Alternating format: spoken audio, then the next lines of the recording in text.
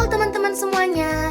Pada presentasi kali ini, kami akan membahas perjuangan anggota PPKI dalam mempertahankan kemerdekaan Indonesia serta sidang-sidang PPKI yang menjadi dasar terbentuknya kelembagaan negara Indonesia setelah proklamasi 17 Agustus 1945. Maka dari itu, ayo kita sama-sama menyimak penjelasan dari teman-teman kita.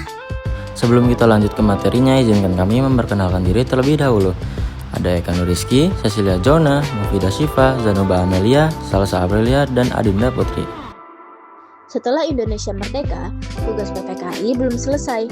Anggota PPKI segera membentuk pemerintahan agar Indonesia diakui sebagai negara yang sah.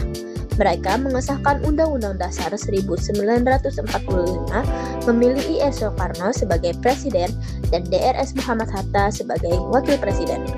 Selain itu, dibentuk Badan Keamanan Rakyat atau BKR sebagai cikal bakal tentara Indonesia. Langkah-langkah ini memperkuat Indonesia dalam menghadapi ancaman Belanda yang ingin kembali menjajah.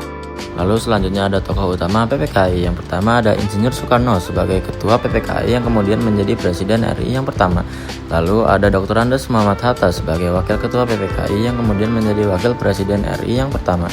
Lalu dilanjut dengan Ahmad Subarjo sebagai anggota PPKI yang berperan dalam pembentukan pemerintahan dan diplomasi awal. Lalu ada Otto Iskandar Dinata sebagai anggota PPKI yang ikut merumuskan kebijakan pemerintahan awal. Lalu ada Ki Bagus Hadikusumo sebagai anggota PPKI yang berperan dalam pengesahan Undang-Undang Dasar 1945. Lalu ada I Gusti Ketut Puja sebagai anggota PPKI dari Bali yang mewakili wilayah Indonesia bagian timur. Selanjutnya, kita masuk ke sidang pertama PPKI yang dilaksanakan pada tanggal 18 Agustus 1945.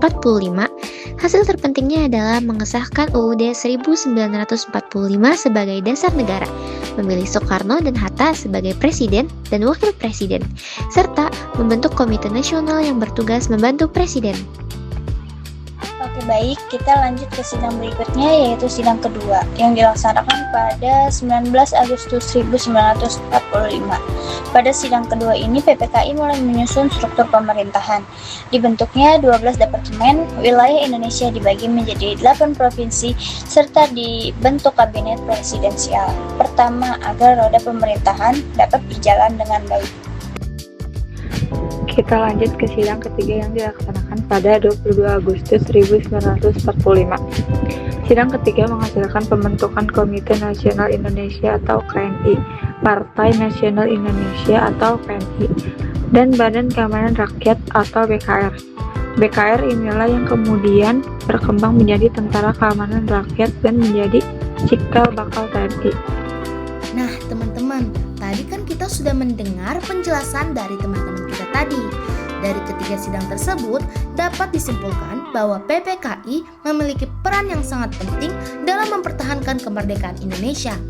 Melalui berbagai keputusan yang diambil, PPKI berhasil membentuk dasar negara, pemerintahan, serta lembaga-lembaga penting yang menjadi fondasi berdirinya Republik Indonesia hingga sekarang.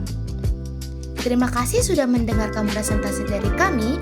Kami ucapkan terima kasih.